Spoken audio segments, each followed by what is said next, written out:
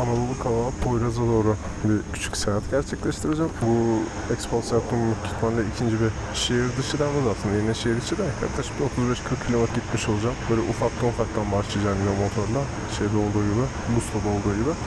Ufak böyle gide gele motorun ritmine alışacağım. Birazcık motordan da bahsetmek istiyorum çünkü artık nereden baksanız 830 km olmuş. Her ne kadar kıyaslanacak segmentlerde motorları olmasa da sonuçta benim bir önceki tecrübem Yuki Gusto'ydu. Onunla bunun arasındaki ufak kıyasları yapacağım.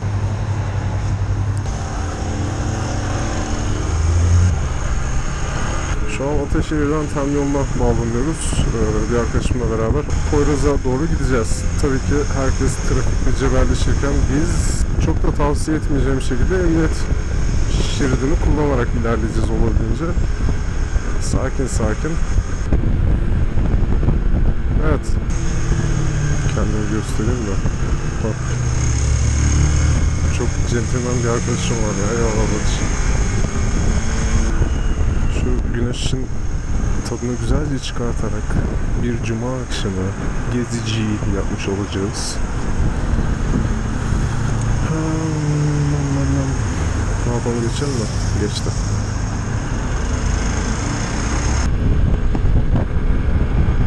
Hop. Hayvan gibi trafik var. Ama kenarlardan sızacak mıyız? Tabii ki sızacağız kenarlardan. Biz bir motosiklet sürücüsü olarak tabii ki yani bütün bu rüzgar, bütün bu lanet olası trafik, bütün bu ne bileyim araçların düşüncesizliği, kendimizi hayatta tutma çabası, onların yerine trafikte düşünme, yani bunun bir karşılığı olması lazım. O da tabii ki onlar trafikte sürünürken bizim aralardan sıyrılmamız ki istediğimiz yere daha rahat ulaşalım. Şu ana kadar yolda hiç fena değildi. Tem'den geldik. O yüzden epey rüzgarlı, hızlı bir sürüştü. Çok fazla trafik yoktu. İlk başlarda sadece Ataşehir civarı birazcık kalabalıktı.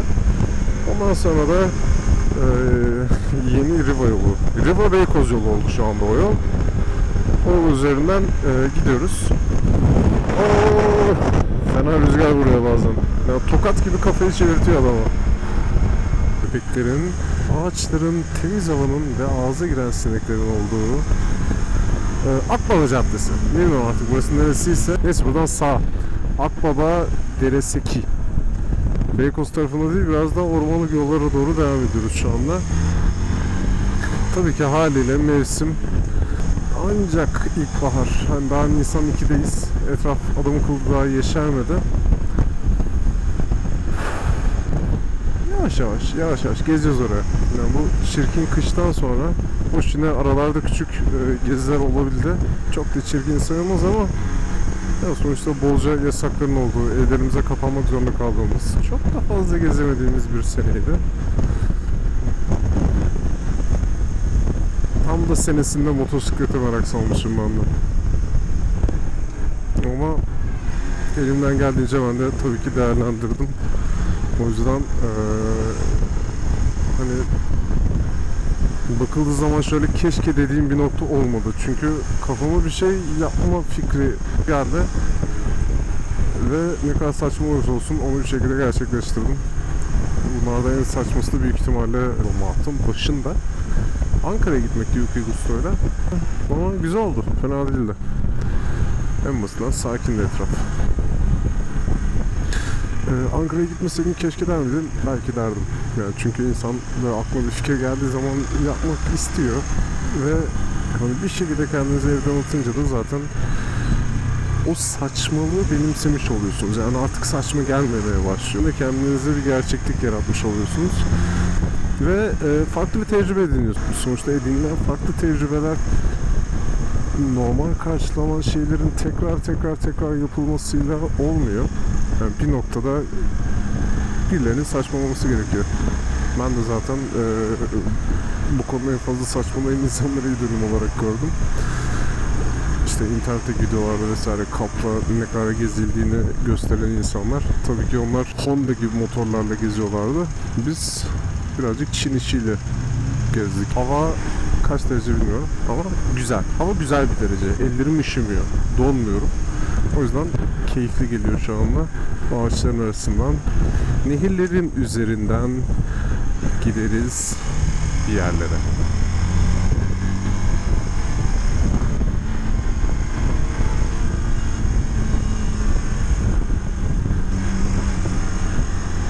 Virajları döne döne çıkacağız dağların tepesine. Abi bu nasıl bir yokuş? Lanet, lanet, lanet, lanet olası.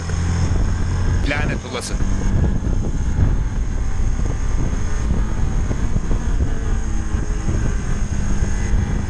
Resmen şu an dağ tepe tırmanıyoruz ya. X-Pulse hangi açıda, hangi hızla yatıyor onu da bilmiyorum orada. Her an altından kayıp düşebilir. Kuru zeminde henüz şey yapmadım ama her an altından kayıp düşebilir.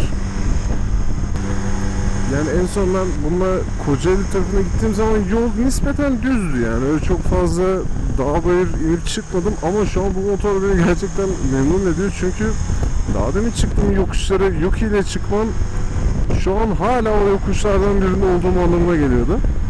Gerçekten yani Yuki Gus'ta eyvallah güzel tırmanıyor da yani yokuşta giderken hızlanamıyor. Direniyor sadece, onu yapabiliyor ama onu da yapıyor en azından. Yani çıkamamışsın iyidir. Ona nispeten bu motor güzel. Tek kelimeyle çok güzel. Şimdi ben dün Afrika TV'nin bu yokuşu çıkmış olsaydım derdim ki hayır kardeşim Afrika TV'nin daha güzel. Buna itiraz eden olur muydu? Olmazdı.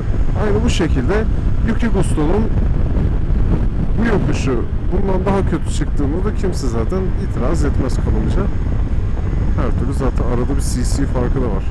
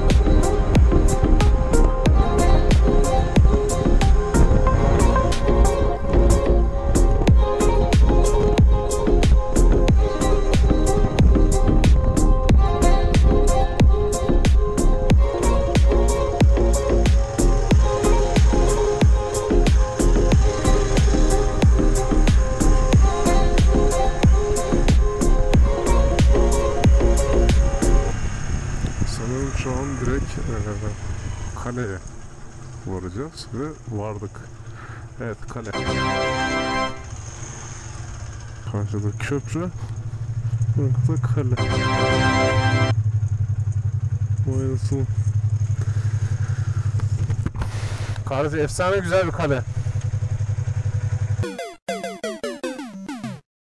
Güzel manzara. Hiç anlamaz neden motor sürenlerin gördükleri manzaraya yorum yaptıklarını. İnsan hakikaten yapısı gidiyormuş.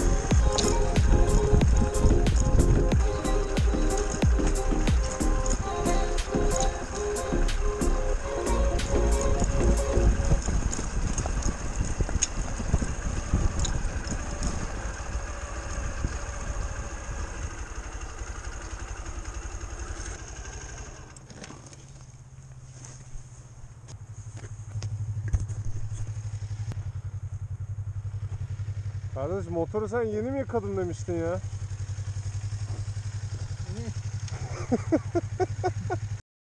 Yani buraya kadar gelinemeyecek son noktadayım. 3. köprü ve bu da geldiğim yol. Yolda gelirken düştüm. Motoru düşürdüm, yani yanlış vitesle dik yokuş çıkmaya çalıştım. Hızımı tutturamadım. Ondan sonra dengeyi kaybettim. Sadece korumalı plastiği falan dağıldı. İşte birazcık şurada hasar var. Biraz artçı şeyinde, biraz da egzoz kapağında hasar meydana geldi. Çok önemli de bir şey yok.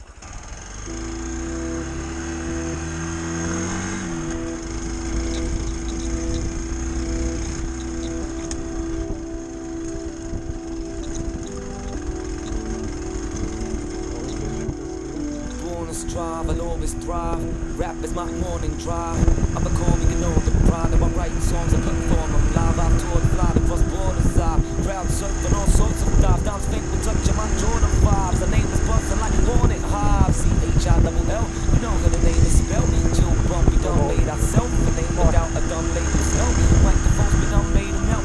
Turntable, 2 pounds of ass. I move out the crap. From the bank hell, got the new sound of blast. Pass the back of 2 pounds of fast. Move out the path, cause you bound his ass. 2 styles is back, your new album's trash. The blind lead the blind, and who's down the last? See, we bound to stay, and you bound to pass. And I know the name, but live on the day my click on. I guess I am blessed to Drake and Big Sean. But got the outright paint a sitcom, but they can pick on. When you wanna make a hit song and embrace the fame, create the shit storm. We just wanna travel, break the get gone. It's paid to rap and then safety withdrawn. Live calm, we nothing fancy. We go then again, it's what the fancy. Fuck trends, you know we don't care. Up in this bitch and ain't going nowhere. Oh yeah. Fuck what they say. We here to stay. Up in this bitch and ain't going, ain't going, ain't. Up in this bitch and ain't going, no, going, no. Up in this bitch and ain't going, ain't going, ain't. Up in this bitch and ain't going nowhere. Oh yeah. Fuck what they say. We here to stay. Up in this bitch and ain't going, ain't going, ain't. Up in this bitch and ain't going, no, going, no. Up in this bitch and ain't going, ain't going, ain't. Up in this bitch and ain't going nowhere. Oh yeah.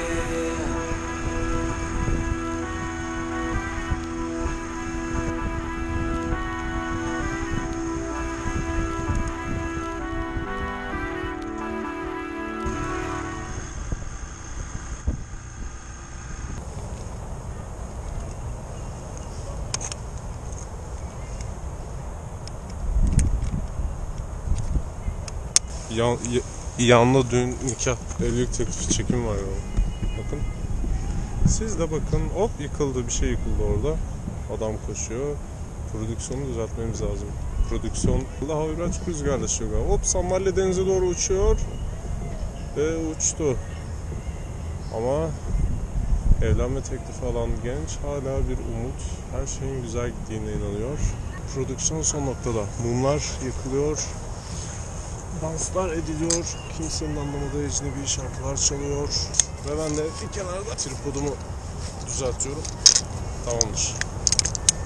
Burada benim almak istediğim görüntü gün batımı ve köprü aslında, gayet basit. Bakalım nasıl bir şeyler çıkacak. Fuck what they say.